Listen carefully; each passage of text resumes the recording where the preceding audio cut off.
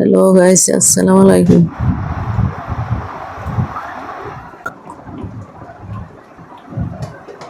এখন বাজে রাত 1:30। এখন রান্না করছি, খাওয়া দাওয়া করবো। মানুষে ভাবে যে অনেক সুখী, তো আপনি কিছু কিছু মানুষ আছে আপনার সাথে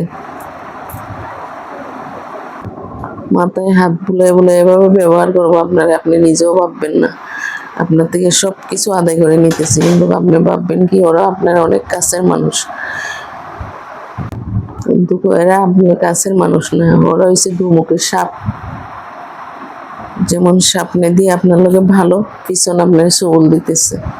আপনি বাঁচেন মরেন তাদের কোনো আসে যায় না, কিন্তু আপনার সাথে এভাবে ব্যবহার করবো আপনি বুঝতেই পারবেন না তারা যে আপনার কি।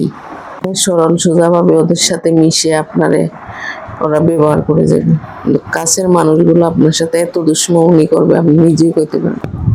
আপনি ভাববেন কি ওরা আমার সাথে অনেক ভালো আচার ব্যবহার করে, কিন্তু আপনার যে পিছনে গাঁথা করে করে একদম বাঁশ দিতে দিতে বাঁশের বাগান রেডি করে ফেলেছে আপনার লেগে, আপনি নিজেও বুঝবেন। হাজার হাজার সংসার আছে, বাচ্চা কাচ্চার মোহে পড়লে সব কিছু ভুলে যায়।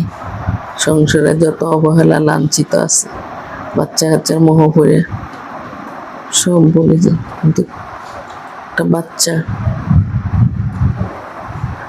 মানুষ করা যে কত কষ্ট, ওইটার বোঝার মতো ক্ষমতা কাউরে নেই।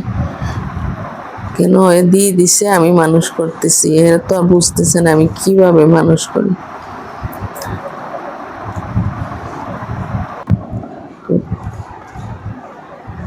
মুখের সাপ আছে, ওইটা আপনারা যদি না পড়েন ওই বিপদে বুঝবেন না। আপনি মরে যান বাঁচি থাকেন তাদের কোনো আসে যায় না, কিন্তু আপনারা তারা ব্যবহার করে যাবেই। আপনি বাঁচেন মরেন তাদের কোনো আসে যায় না, এইটাই দুনিয়ার নীতি।